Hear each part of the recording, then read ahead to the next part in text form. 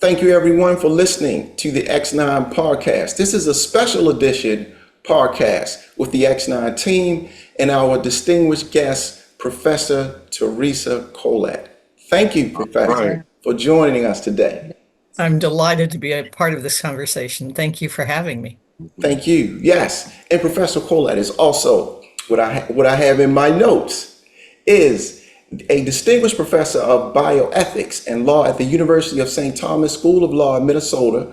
Professor Collett brings a deeply informed perspective on the intersection of faith, ethics, and innovation, and has been a leading voice in the national discussion on life and biomedical policy. All right. Thank you.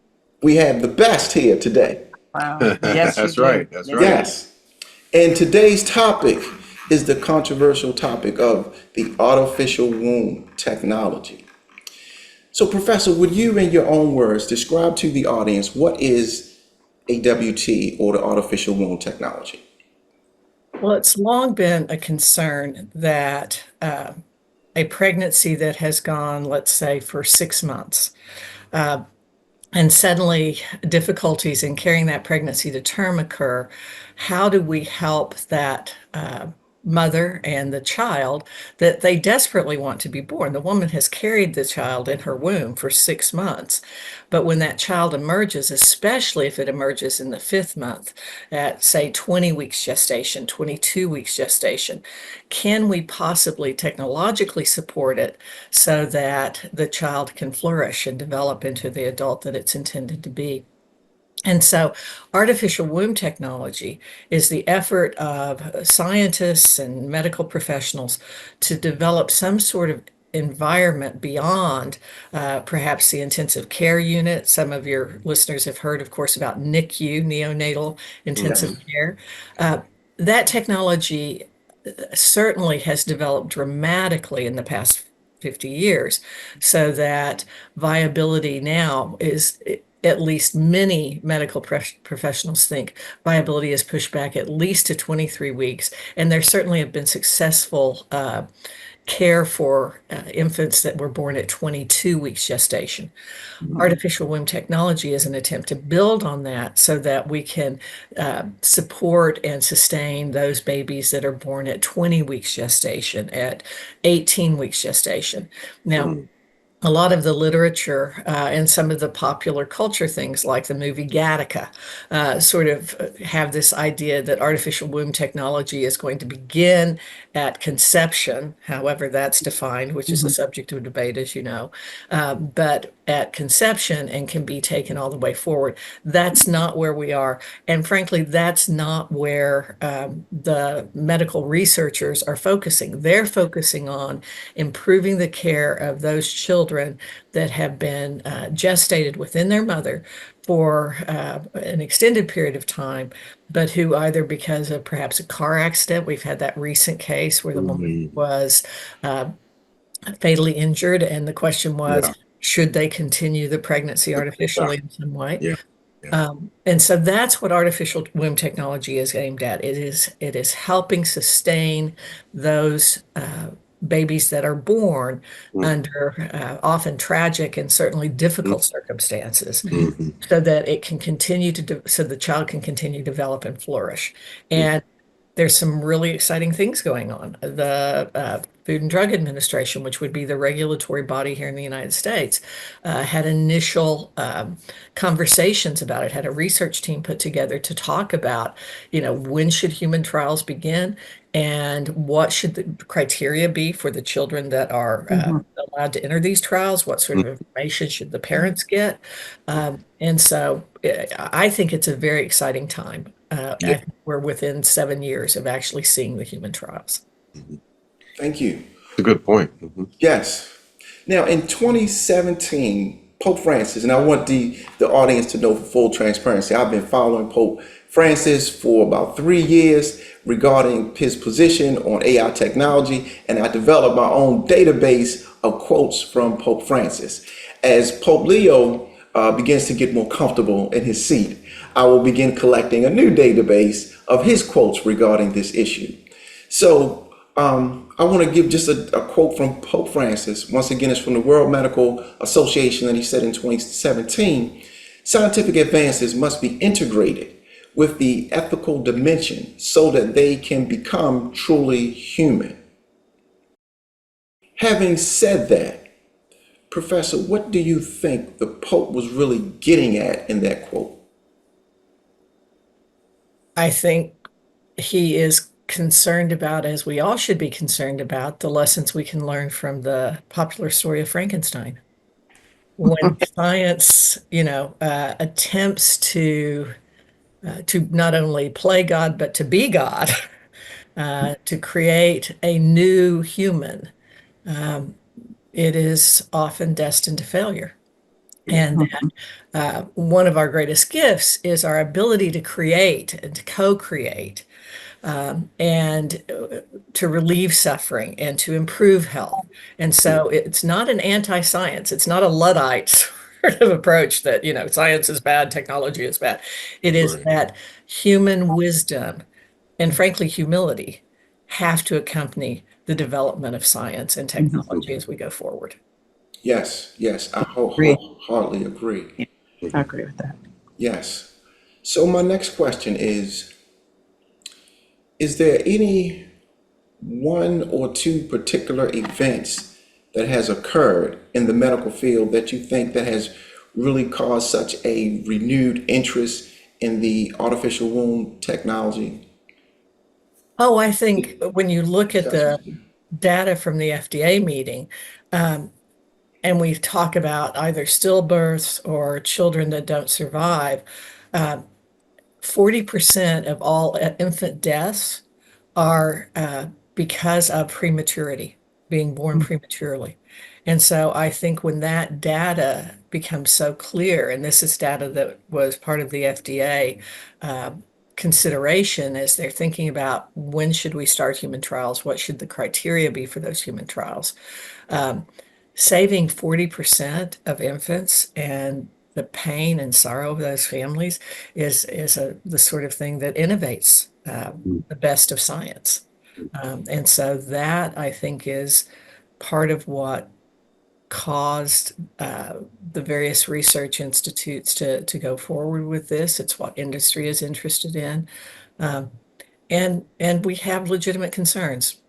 Many of your listeners perhaps are deeply concerned, if not primarily concerned, with environmental degradation, right? And Mhm. part of the question we have developing is um, infertility because of environmental influences, inability to continue pregnancies to term because of environmental influences.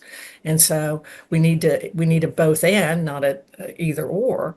But I think that this science in particular is driven to help families through difficult pregnancies and to Mhm. sustain those children in a way that they flourish. Mhm. Yes. Joe, Monica, you have any thoughts on that? Well, I'm trying to figure out, and I know that you had mentioned that there's going to have to be procedures and things put in play, and um, I'm trying to figure out how. I don't know if you're at liberty to say at this point. How does that process go if you have a child that's 23 weeks, um, and he's, I'm going to use he as a term, um, fighting to survive. So, how does that work for that Well, child to, yes, yes. the part of the problem when we think about the concept of viability, which is what we're talking about. When is that child that's emerged from the womb Mhm. capable with the assistance of technology Yes. Mhm. to survive and flourish? Okay. Mhm. And part of that throughout the United States, and certainly we see it throughout the world, depends on where that child emerges from the womb. Alaska, your nearest hospital that has any sort of sophisticated pediatric ward may be 200 miles away. And Okay. so viability, one of the reasons that the courts struggle with the concept of viability, which I think is an important concept, and I don't want to, I've been involved in court cases arguing that viability is not irrational. It's a sensible point when we're talking about the abortion debate, which is part of why this topic is controversial, as Jonathan mentioned at the very beginning. But viability does depend on the sophistication of the medical center that the baby is born in, assuming the baby was born in a medical center. And so at 23 weeks, assuming you're in an urban area, Mhm. the hospital will have, or there will be a nearby hospital that will have a neonatal intensive care ward. Mhm. Usually it's lung development. That Mm. part of the problem is lung Mhm. development. So they'll place them in an incubator. They'll take a bilirubin test to check their biochemistry, and they will sustain that child in that unit for 6, 8, 10 weeks, depending on how long it's needed. Yeah. One of the questions is in this area is how do you determine whether the child should be sustained? Right now, if the child is born um, at 16 weeks, there's no hope. That's not a viable child. The child either is stillborn or will die, even with the most sophisticated technology. You could be at Mayo Medical Center here in Rochester, Minnesota, and at 16 weeks, there is nothing that can be done. The biobag, that is one of these artificial womb technologies that's been Yeah. presented to the FDA, essentially creates an artificial womb, literally, with all of the biochemistry and the blood pumping, et cetera. And that allows us to create a more inclusive, if you will, environment. Now, one of the concerns about the biobag, though, is within the mother's stomach. Obviously, the child has a lot of environmental influences external to physiological. So they hear the family dog barking or they hear Mm. the music, right? It's the Yeah. some of your listeners may remember the Baby Einstein. They still have Baby Einstein toys, right? Where they Yeah. encourage pregnant parents to read to the baby in the womb and Yeah. to listen to classical music. And there's some science to support that. So Right. it's not Right. just, right? If you're in a clinical ward, how do we duplicate that sort of very human experience, Yeah. so that we know that infants know their mother's voice. And we also know that that human touch, right? There's a practice now, especially with premature children, of Yeah. skin on skin contact. Yeah. If the mother's not able to do that because of the nature of birth trauma, or again, going back to the tragic case of the car accident, the fathers, take off your shirt, Yeah. sir. I'm handing you the baby. Yeah. Yeah. It's part of bonding. And so, how do we duplicate all the complexity Yeah. of that human development? But I'm very optimistic about the biobag. There's a second method that was also presented to the FDA, which is essentially just it duplicates the circulatory system, but it doesn't have the entire environment. And most of the discussion, it appears from the notes from that meeting at the FDA, they too seem to think the biobag is the most advanced. There's a Japanese consortium that's working on this, and the lambs, it apparently are the closest physiologically in development. Yeah. They've been successful with lambs, with mice, with pigs, in developing these offspring, and the offspring having been born, which whether that's the right term when it emerged from the body I know, is right? a whole separate question. Yes, Right? here we go. But they seem to be normal. They mature normally. They can see. They're mobile. They seem to interact with the environment. Now, lamb's interaction with the environment is much less complex than the child's interaction, but it's it's an exciting time. It's a time that holds great potential for. We have dear friends who they've miscarried twice now. It's an exciting time that gives hope to those families that have experienced real difficulty in carrying to term. I asked that question because I'm sitting over here thinking how I would feel now if that was me, because I had a son at 23 and 3/4 weeks. So that's why I asked that question. And I'm trying to think how I would feel now if I had that option, as opposed to him lying there for 4 more months in the neonatal unit. Right, right. So, yeah, that's why I asked that question. But I worked with lawyers down in Texas on a case that went all the way to the Texas Supreme Court, where the question was, a mother came in distress with her husband, wanted baby, very, very much wanted this child. And she had contracted some sort of illness that it simply was impossible for the child to be carried to term. They Mhm. were I think they were at 23 weeks.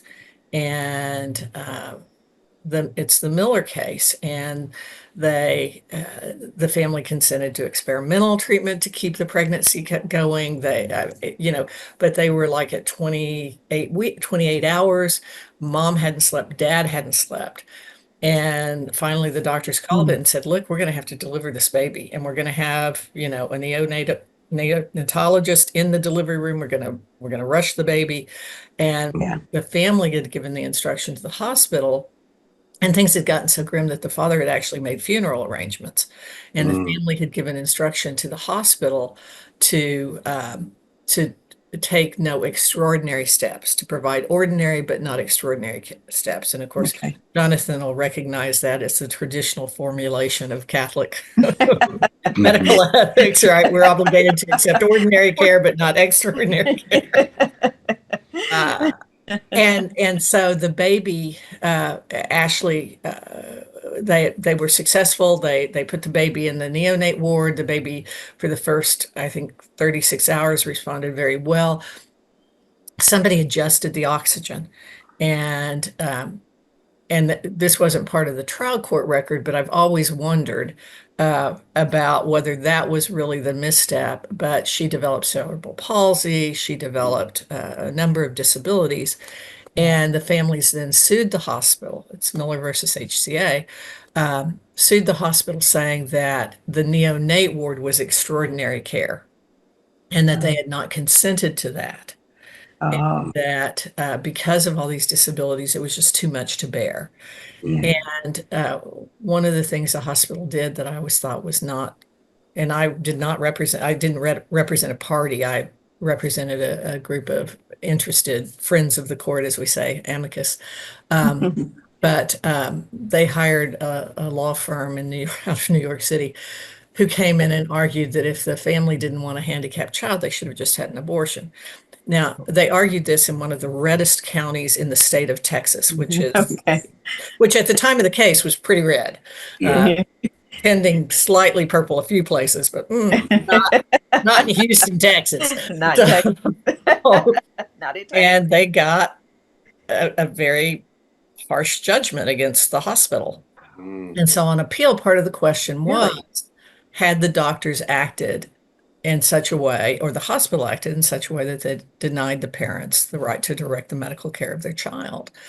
And we argued, and the court adopted the theory, we argued that once the baby was born alive and took a breath, that it became an emergency situation. And the doctor's judgment, they didn't need parental consent at that point. Once the baby was born alive, Mhm. medical personnel had an obligation to sustain Yeah. the and the Texas Supreme Court adopted that idea. But I think that shows the complexity in this area for so many people, because I would hope that all of your listeners, viewers, I hope we would all agree that a wanted baby at this stage, medical science should do everything it can to help Yeah. sustain that child. The Yes. complexity arises where, for a variety of reasons, the child may be unwanted. or Mm. unwanted by one parent but not the other. And that's where the controversy lies.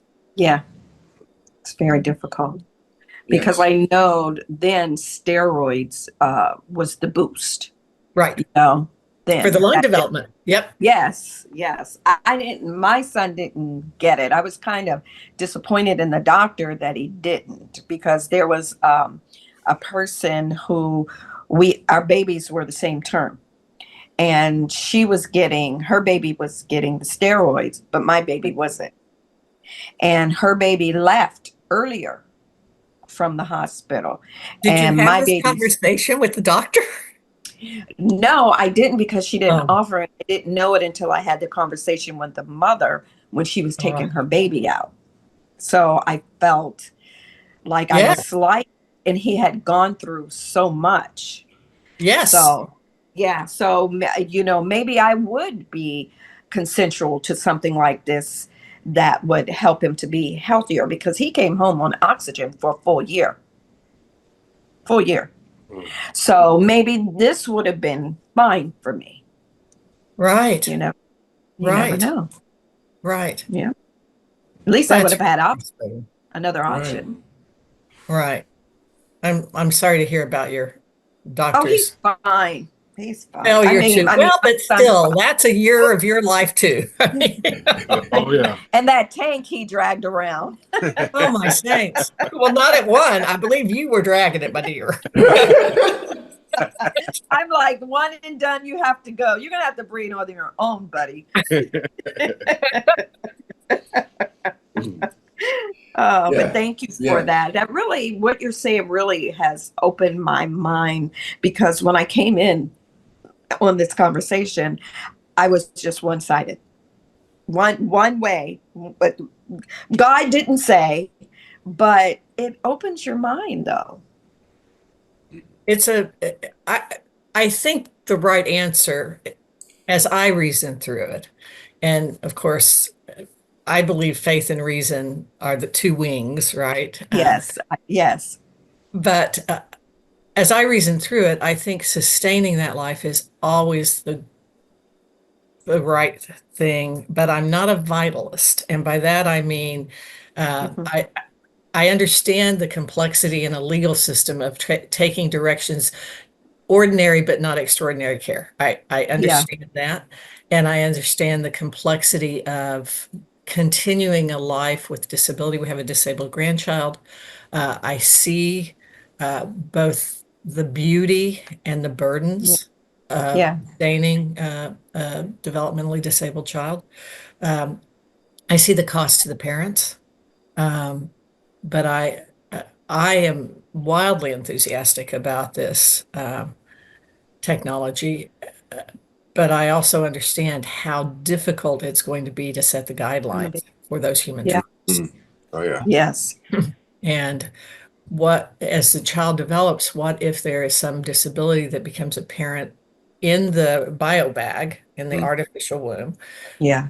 uh, and the mother and father disagree about continued support Yeah. I mean, there are going to be a lot of what's going to be the malpractice liability, Yeah. the biobag. Again, I can Mm. continue to wonder about that change in oxygen for Ashley Miller. Uh, and so, um, and I can't imagine, but if the Millers are listening, I'm not trying to cause pain. Forgive me if, but those sort of questions are going to be difficult. I mean, we're seeing them with artificial intelligence generally, right? That where a diagnosis is made by some sort of program, computer program that varies from the doctors, and the doctor defers to the program. Where's the liability lie if it's an incorrect Right. diagnosis? Good. So And yeah. it's well, as Jonathan indicated with the opening quote from Pope Francis, this is an area where human wisdom is going to be essential to Mhm. benign development of Mhm. technology. Yes. Yes. Yes. Well said. Yes. So this actually leads into the next section regarding ethical frameworks. So, in one lecture, Pope Francis said, "Not everything technically possible or doable is therefore ethically acceptable." Mm. So, Professor, can you walk us through the Catholic Church's general position on reproductive technology and how artificial wombs fits within that framework? I wish I could, but but we are just beginning to have those conversations. Uh, and the church starts out with, and I'm sure this is going to be controversial to some of your listeners, uh, but the church's teaching in Humanae Vitae was probably one of the earliest forays into really thinking about what does truly human reproduction look like? What does procreation look like? And how do we allow science to intervene? And in that encyclical, the Pope at the time had a committee that diverged from his opinion, but he ultimately decided that the use of artificial contraception, this was, of course, the pill had come forward and it's caused a revolution in American society. The sexual revolution wouldn't have been possible without the development of the pill, probably. So the church has always been very cautious because at the time, the Holy Father said that part of the problem is that when sex becomes recreational and there's no acceptance that it's also procreational, it's also capable of generating new life, and we treat it as if we are purely in control of that, there's going to be a disregard for women, there's going to be a disregard for children, it's going to lead to all sorts of adverse consequences. And so that caused, as you can imagine, a huge controversy, both within the church and outside the church. But from there, then he began to the church began to develop its thinking about things like the use of in vitro fertilization and the use of technology not to prevent conception, but to create conception. Mhm. And the church's position is that a child has, not in the legalistic sense, but has a moral right to be the result of the unitive love of the man and woman who creates it, and that creation occurs within the woman's body through the man's contribution and the woman's acceptance of his contribution. And therefore, the more technology intervenes in it, uh, it's detrimental to our understanding of what the value of the human person is. It's not that the child conceived in a petri dish in a uh, infertility lab has less dignity and less humanity, Mhm. Mhm. but it's been deprived of the the beauty of the marital embrace. Mhm. Sometimes because of an incapacity and infertility is a burden. I mean, our society, I'm not sure, thinks about that part of it very often unless they're experiencing it in their own families. Uh, Yeah. and so, uh, but we're seeing things like major companies offering egg freezing and offering in order so that women can be, economic units within their machinery and cog. So it's seen as a very conservative point of view.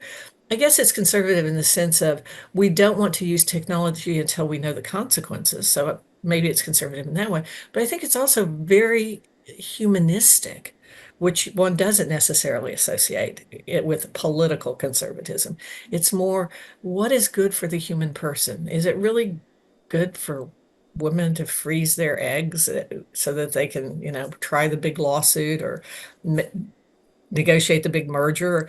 Uh, and we believe that there are, and I'm a practicing Roman Catholic, emphasis on practicing.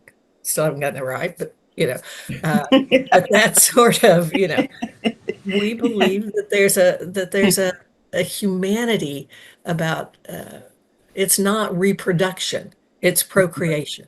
Mhm. And so the artificial womb, I suspect, with this capacity to sustain and support uh, children at 18, 19, 20, 21, which we're not there yet, even in the labs, but that Yeah. this capacity, I think the church will welcome, like much of innovation.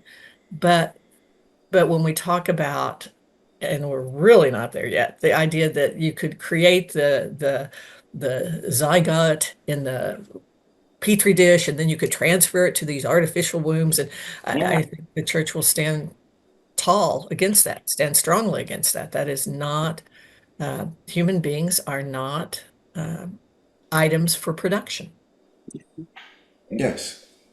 Yeah. Okay. As I have been following this discussion for some time, what I've seen is both inside the church and outside the church, conflicts in trying to determine a universally accepted guiding document that determines what is permissible and ethical regarding gestation outside of the womb. And I have seen positions change, as you have mentioned earlier, when it happens to a family, then sometimes that event may cause them to change their position. So, Professor, do you know if or think that might even be possible to establish a universally guiding document, both that's accepted inside and outside of the church, on how we can determine what is permissible and what is not regarding, gestation outside the womb. Well, we know that we saw, and the United Nations is a controversial organization. I'm not sure it is among your listeners, but certainly as a political entity, it is a controversial organization. But remember when we first saw cloning with Dolly the sheep, Mhm. and with the attempts in China of a particular rogue scientist to clone human beings. And uh, the world came together quickly to pass an international document that countries were free to join or not. Um, but the vast majority of governments did join, that precluded human cloning. And so, is it possible? Yes. Now, did the United States join that document? My recollection at the time was that they did not.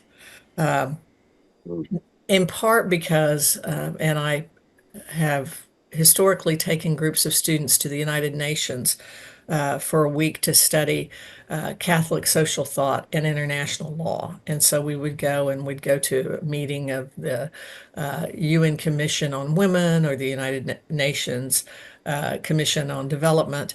Uh, and and the students would participate in these conversations. Uh, I think it is, I think there are worldviews that are grounded simply in what those who hold them believe to be the physical reality of the world, uh, are very, very different from worldviews of those who believe that there is some sort of um, external reality beyond the physical reality. And I'm trying to describe something beyond Catholic, beyond Christian, beyond Jewish. It encompasses Islamic nations, it encompasses Buddhist, it encompasses, but there's a reality that we have to hold ourselves to beyond sort of the what we can see, touch, smell, taste.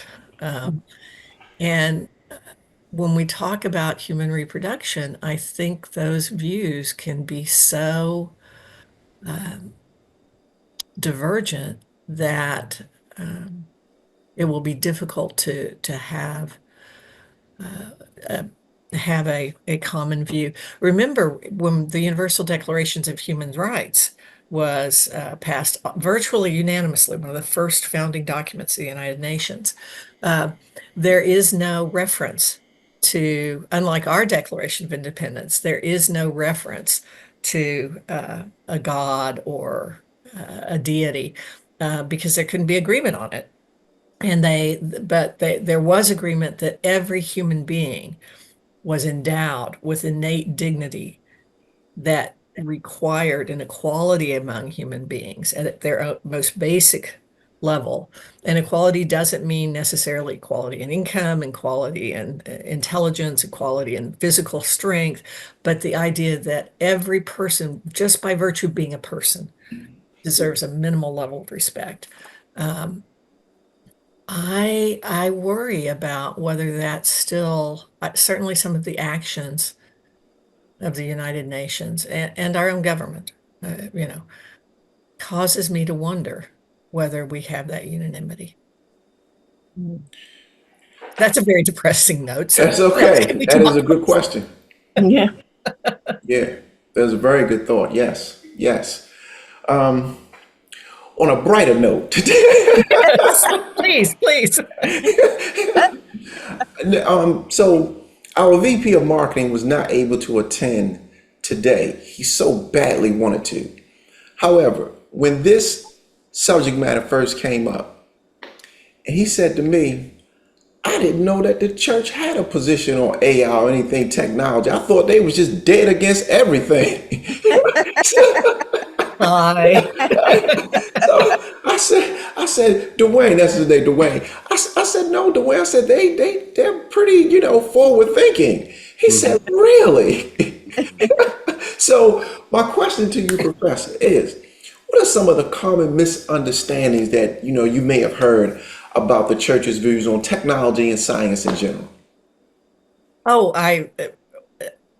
number one, I think Dwayne is representative, sadly, of a significant, I'm not sure I'd say majority, maybe though, American view, which maybe we just need more marketing people like Dwayne. I mean, Yes. I don't know. John Paul II did a lot for us on that point. Um, I think there is a belief that, the church, one of the historical debates within American society is a belief in evolution of human beings, right? And there were some, famous Supreme Court battles over whether schools could teach evolution or whether they could teach other. And the Catholic Church has always said that our understanding of how God created the human person is not bound to a literal interpretation of the 7 days of creation. I mean, the book of Genesis has two creation stories in it. Now, they're generally the same, but they differ in the details. And Yes. as a lawyer, the devil's in the details. Right? And so, but, people will say, well, what about Galileo? Galileo died a faithful son of the church. And the debate was whether or not the physical universe was heliocentric and going around the world, going around the sun, or whether it was a different system, and they were incorrect. We used the Ptolemaic system, and it turned out that Galileo was correct about this particular point. But then when you look at Newton and the giants of science in the Industrial Revolution, for the most part, they were men of the church. We have one of the strongest telescopes in the United States to look at the heavens. The Catholic Church owns it and operates it. We have some of the greatest sciences. Jerome Lejeune, who is one of my personal heroes, who's going through the process of being canonized, was an internationally renowned geneticist who discovered the basis of Down syndrome and received the Nobel Prize in science. So this idea that faith and science are in conflict and that the church is this retrograde institution is ahistorical and false. However, the church also is pretty clear about boundaries. And so let me put another controversial one. You know, we teach that men and women are different biologically, that it is not just as one of the Supreme Court cases reported a school district teaching that, your sex was assigned at birth by the doctor who could be we think that is functionally and physically incorrect. Mm. Um, and so we believe that nature and function matter in a way that some people in the contemporary dialogue disagree. We believe that women who are take on the responsibility of being mothers are tremendously contributing to the community. And we believe that that is not a limitation on their ability to contribute in other ways. When I talk about this issue with college students, I say, think of St. Joan of Arc.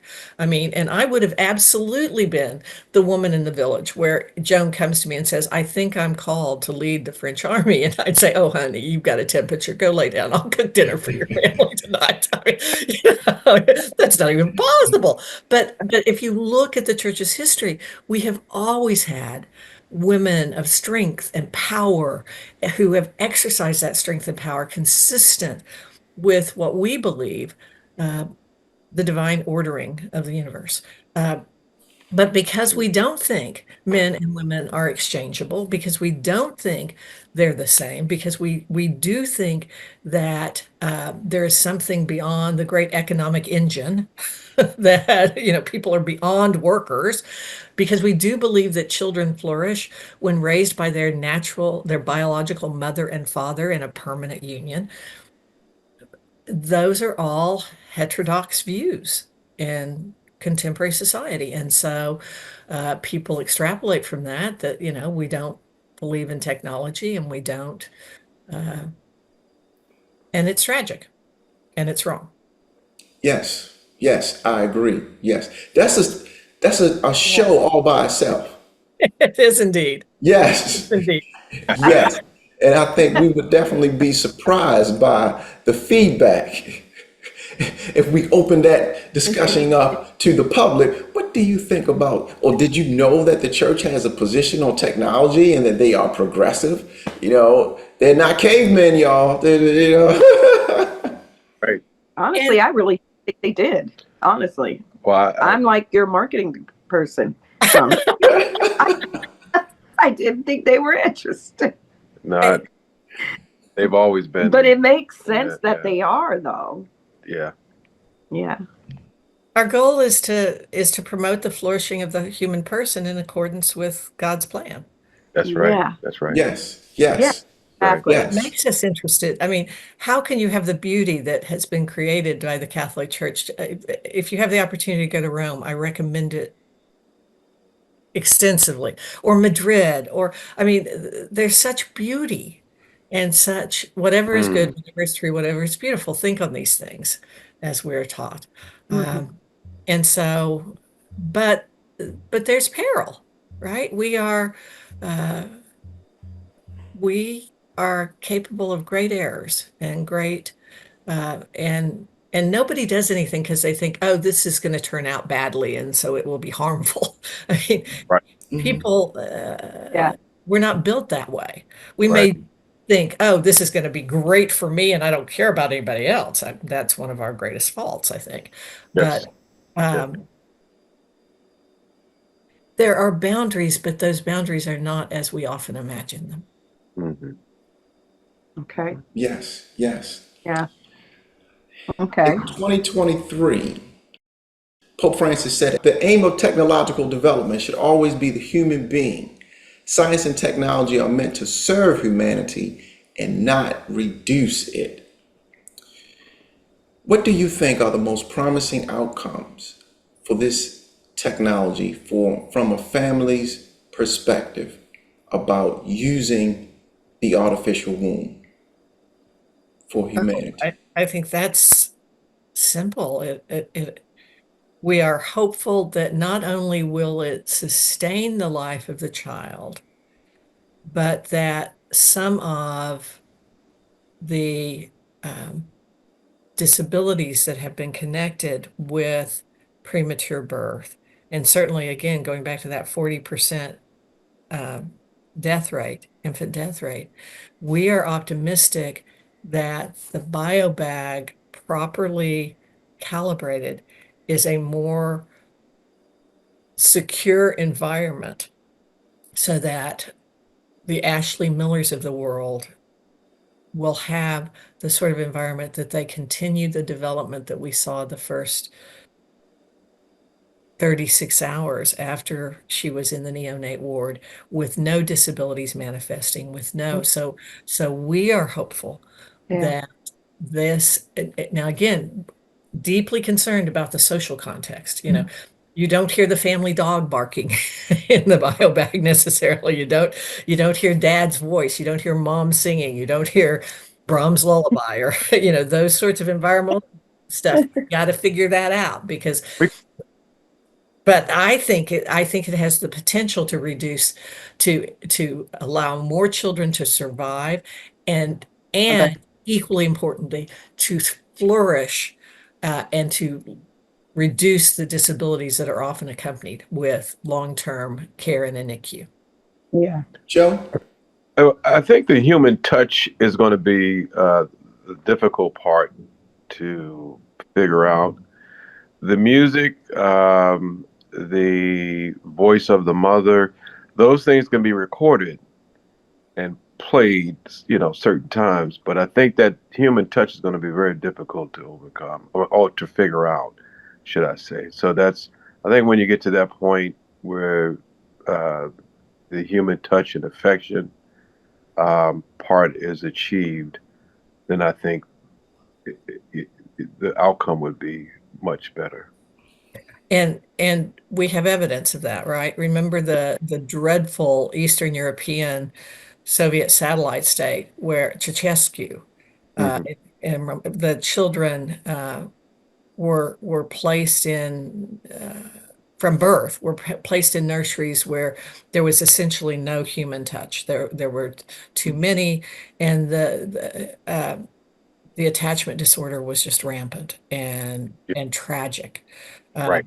and so I think you're spot on, Joe. I think, but in reality, at least depending on the development of the child, there's only limited human touch in the NICU now. I mean, there Yeah. is more probably, uh, but I think you're absolutely right. I remember, I jokingly say in class, if I could do math, I'd be a doctor. But I remember doing a pre-med service at ward in Oklahoma City where I was growing up and rocking the babies July 4th weekend because the mother of this particular child was in custody. Mm. And they didn't have enough guards to take the baby to mama. And so, I was sitting and rocking the baby most of the day. That was my assignment. Um, so I Great. think you're absolutely right, Joe. I think we too often especially with the two-parent tango Yeah, Yeah. right. or the two-career tango. Yes. We too often underestimate the tremendous value of that touch and time and attention. And Hmm. Yes. Well, we are nearing our close. So let's take about two more questions. In 2023, Pope Francis said at the G7 summit address, we need to be vigilant and work to ensure that technological development contributes to the good of all, not to the increase of inequality. So, Professor, what role can legal scholars, in your judgment, and bioethicists play in fostering civil and inclusive dialogue on issues such as the artificial womb technology? that's a wonderful question and particularly relevant right now in the political situation that we're facing because um, the recent budget passed by Congress has stirred a lot of fear and a lot of controversy, um, a lot of misinformation, a lot of lack of information. And I find that it's very difficult for us to patiently listen to those that we think are going to fundamentally disagree with us.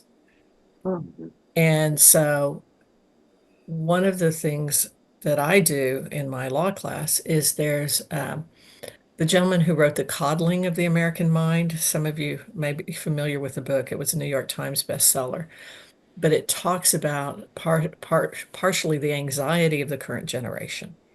And it talks about why is it so difficult for us to hear ideas that we think are so contrary to our own. And he's a moral psychologist at NYU, chaired professor, which may or may not mean something, but let's assume it does. Um, and he makes the argument that we have, I believe it's 7 fundamental values, and the difference between people often is the hierarchy that they place those values. Everybody thinks that there should be some level of authority in society. There are very few true anarchists out there.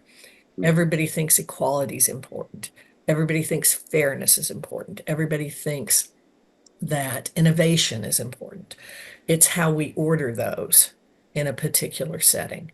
And so when I'm talking with someone and I engage a great deal in the abortion debate across the country, when I'm talking with someone who believes that abortion is not merely necessary, but uh, essential to women's equality, uh, I have to really listen to what are they concerned about and where is their hierarchy of values. Some people say that the artificial womb will free women from the hardship of motherhood and they can become more active, participating members of the community. Well, that suggests that the only active participating members of the community are those who are engaged in economic activities, which I disagree with. But I have to listen and hear and not just be getting my arguments ready for that. I think, frankly, law schools in particular should be places where that's happening. And it's the Constructive Dialogue Institution has this online 4 hour course. It's broken up into 8 segments. And one of my favorite parts of it is it's a TED Talk excerpt titled, "What Does It Feel Like to Be Wrong?" And the answer to that is it feels just like being right because you don't know you're wrong, right? Right. About that one. And so, if you don't know you're wrong, then it feels like being right. And he talks the TED Talk presenter talks about the fact that if you've never changed your mind on anything, you're either dead or comatose. I mean, Yeah. whether it's I like chocolate ice cream or whether it's something more significant like the budget's a good thing or a disaster, right? I mean, it's just Yeah. and so my students are required to take this before we have the first day of class. And we go through and we talk about how is it that it's so hard to hear people, the never Trumpers and the MAGA. I mean, how can these people coexist and collectively engage in productive self-governance? I Yeah. wish I could require this of Congress. Yeah. Uh, okay. Um, and to do those exercises uh, because it's so uh, frustrating and I don't think our institutions of learning are cultivating that um, and I think we're not cultivating it as effectively as we should be in our families. Yeah. Uh, One of the funniest comments I've ever had from a student, and this was 15 years ago when I looked younger. Um, and The student came up to me and she said, all my friends know that I'm really liberal and they don't understand why I like you so much. But I tell them, you're just like my grandma. To which I said to her, I don't think the diplomatic corps is your future. Yeah, right. But families are part of where we learn to, Uh, we accept that grandma sees things differently than mom or than we do. And I don't think we're cultivating that. And I think it is in part attributable to the breakdown of the family as well. I mean, conservatives always think the breakdown of the family is the ultimate answer. So guilty as charged, perhaps. Um, but I do think, we've got to get back to seeing seeing each other as reasonable human beings who want the good of the country and who simply emphasize different things, whether it's equality or justice, and those two can conflict, or innovation and tradition. And I don't think it's just the work of legal scholars, but I think we've got our job cut out for us. oh, yes. Yes. I want to just share this as a footnote, and Monica, I want to come to you on your thoughts on this question, and then we'll have our closing remarks. Think that, in my observation, many people are not aware that they have been conditioned in regards to their thinking.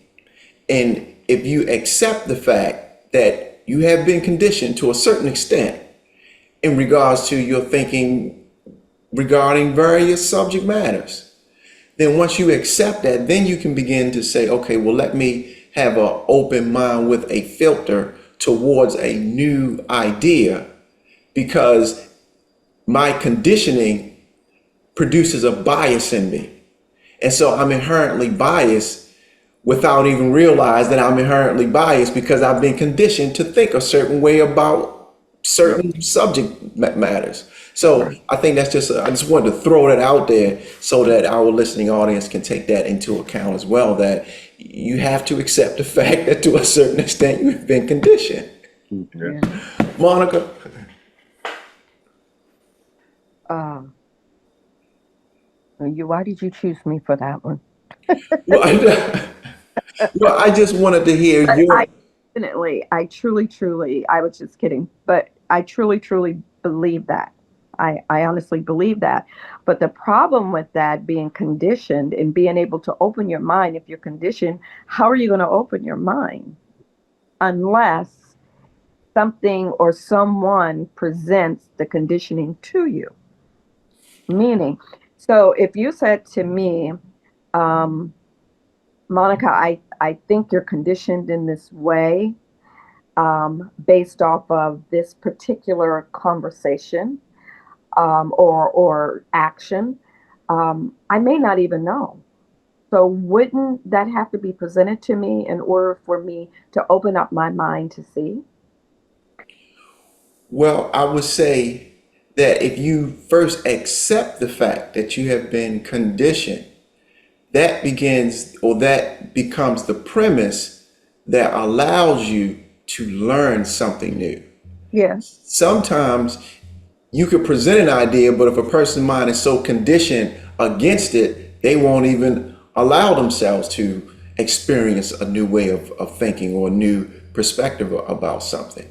So that's what I think, is just accepting the fact that you have been conditioned to a yes, certain extent. And that's okay, but you have been conditioned. So yes, when new information is presented to you, you shouldn't automatically shut it off because you believe it's something that you might perceive attacks your way of thinking or might attack your value system. You should not automatically assume that.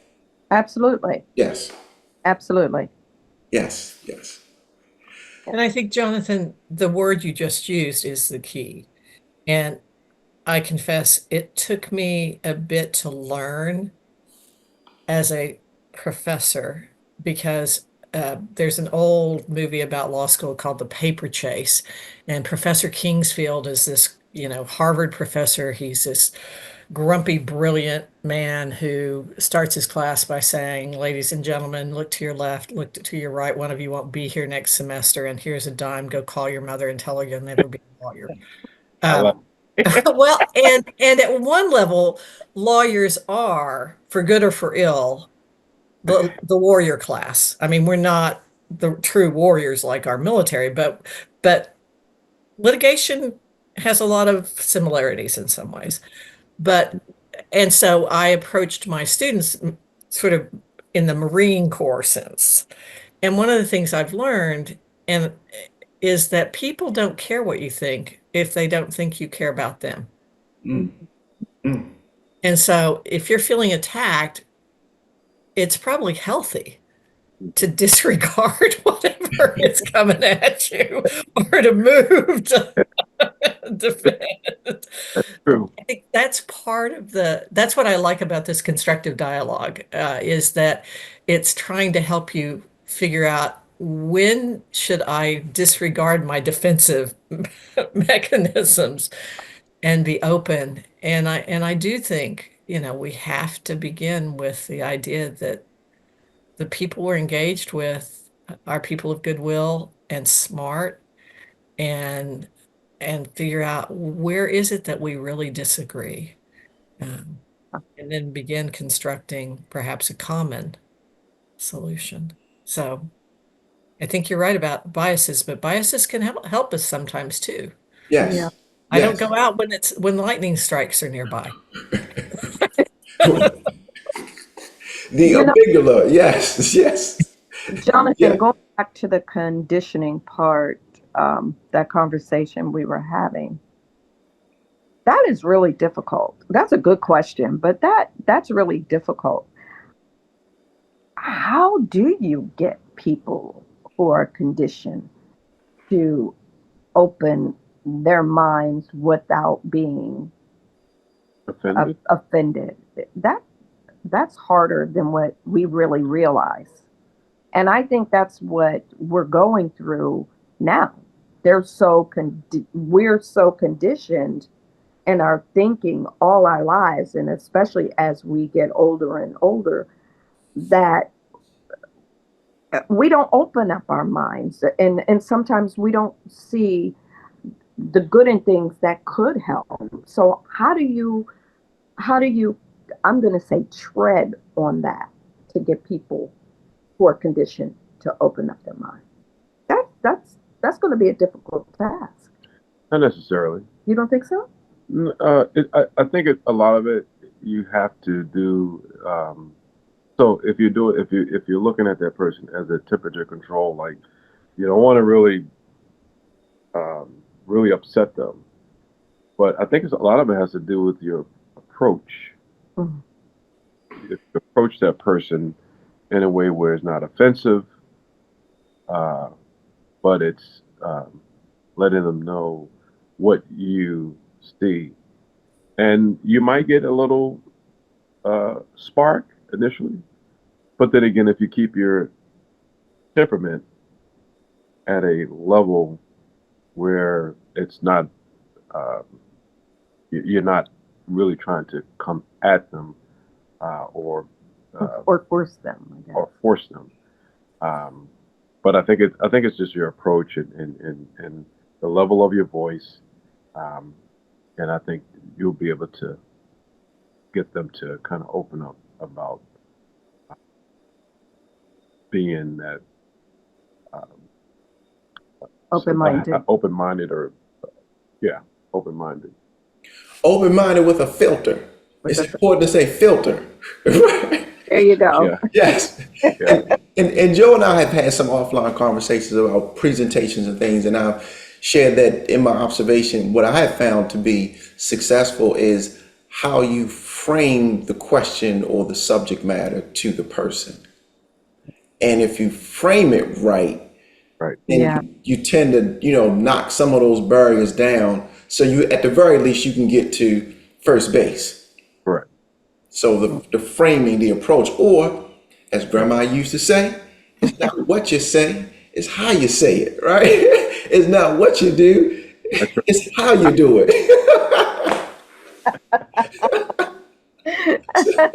You just open up my mind. Oh, Well, in closing, Professor, I would like for you to do your closing reflective thoughts. I want to go to Joe and Monica, and we all, share our closing reflective thoughts on today's subject matter. And Professor, you'll close us out. Joe, what are your reflective thoughts about today's subject matter and discussion regarding the artificial womb technology? Um, I, I, I really,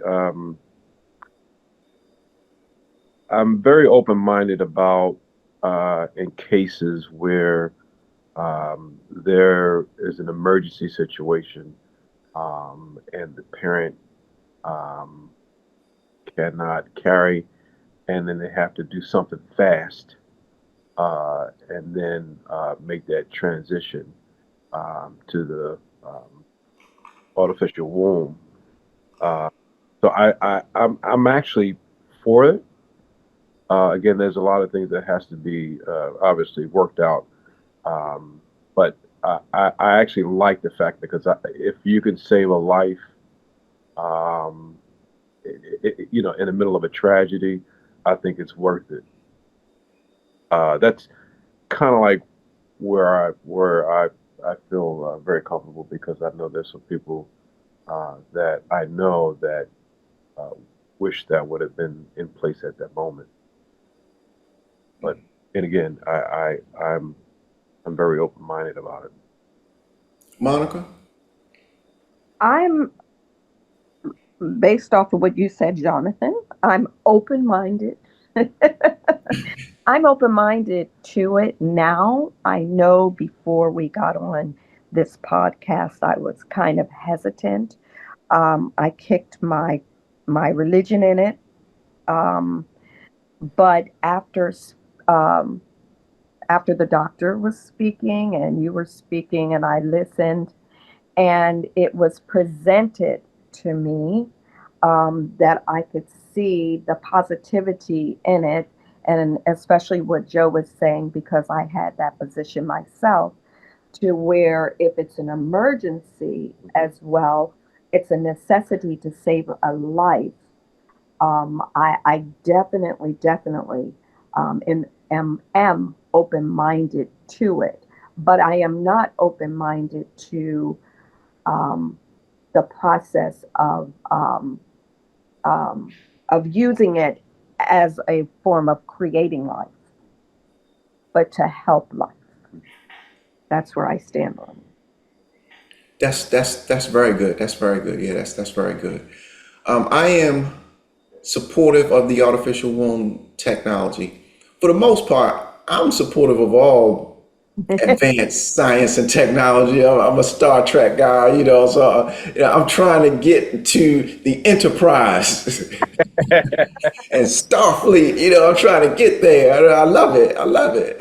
So, in Earth realm, at this dimension of this vibration of Earth realm, I would say that my biggest concern with the development of the artificial womb technology is the protection of the most vulnerable to make sure that it's not, commercialized against them. Oh, I like that. Yes. Yeah, So that's my point, Professor. exactly. Yeah. Well, I think all three of you have made important points, and my position sort of reflects all of them. I think Joe's point about human touch being one of the most challenging Yeah. questions about how this technology can even develop in a way that leads to happy, healthy, flourishing children. I think Monica's point about the idea of starting completely artificially intervening in the human reproduction system with the use of IVF and then the use of the artificial womb. Thankfully, at least right now, but it would be foolish to not anticipate somebody's trying to do that. They're trying to clone, they're trying to do these other things. We know that that's coming. And so how do we put in guardrails to make sure that Yeah. it's not utilized that way? And then, Jonathan, your point about commercialization, Yeah. One of the articles, I think it's from the Hastings Center, mentioned that there was a surrogacy agency where there were families who allegedly said that they would like to have as many as 1,000 children through surrogacy. And so we know that all of science is capable of abuse. That's the reality of it. And so, how do we, what principles do we put in place that will allow it to develop so that it is actually a benefit to us and doesn't end up with baby farms, sort of the ultimate, and Right. adversely impact um, our view of how human conception should occur. Um, I know we haven't touched on, but most of the folks that are writing against the technology right now are the most concerned about it precluding any ability of abortion. I think at one level, that's a conversation for another day. But remember, we're talking about at the stage at which the child could be placed in the bio bag. Mhm. They're certainly less than 3% of all abortions in the country. So I think we can, for the moment, safely set that aside, just like we can the baby farms right now. Doesn't mean we shouldn't be thinking about it, doesn't mean we shouldn't be talking about it.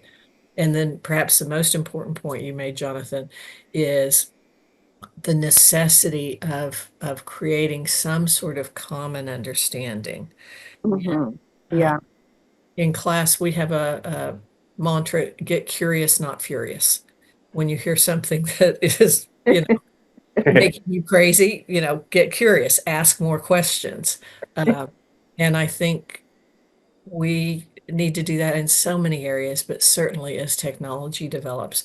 Finally, I would say I am extremely grateful for this opportunity to talk with three well-informed people, and I appreciate the respect and the generosity of offering me this opportunity. And so thank you very much. It Thank is. you, Professor. Thank you. Yes, we are honored. Oh, we are Yes. honored. We Yes. are honored. This has been a blessing, a treat. Hmm. This has been beautiful. Very Yes. beautiful. Thank you, Me Professor. too. Thank you. This will So, be one of the conversations of the year. Yeah. yes, Well, yes, we'll see what your listeners Oh, think. wait. Thank you, doctor. yes, yes. Thank you so much. To our listening audience, we thank y'all for tuning in. We welcome your feedback and we look forward to hearing from everyone soon. And God willing, we will have a part two to this discussion forthcoming.